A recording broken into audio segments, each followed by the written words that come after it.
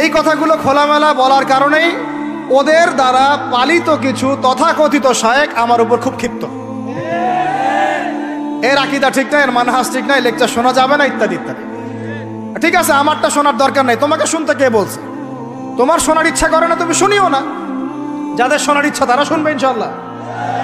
আর তোমার মতো কিছু মুনাফিক না শুনলে আমার কিছু যায়ও আসে না ইনশাল্লাহ। মুমিনরা যারা, তারা শুনবে, বুঝবে, ইনশাল্লাহ ওরাই প্রজন্ম করবে ইনশাল্লাহ। আর আমাদের ভুল হতে পারে, ভুল হলে সেটা ওলামায়ে কেরাম সংশোধন করবেন।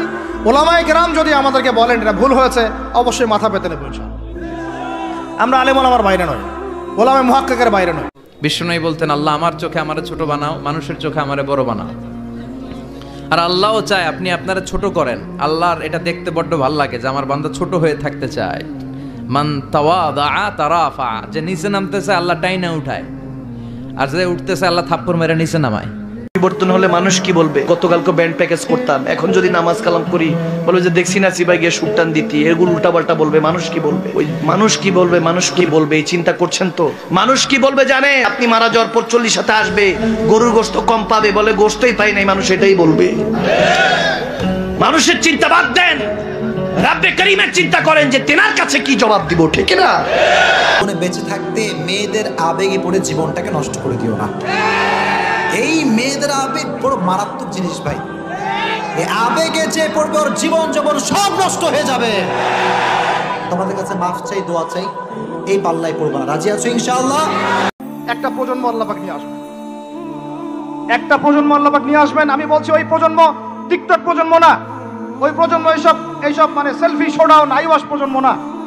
ওই প্রজন্ম এরকম না যে নামাজ পড়ে না, কোরআন তেলাওয়াত করে না।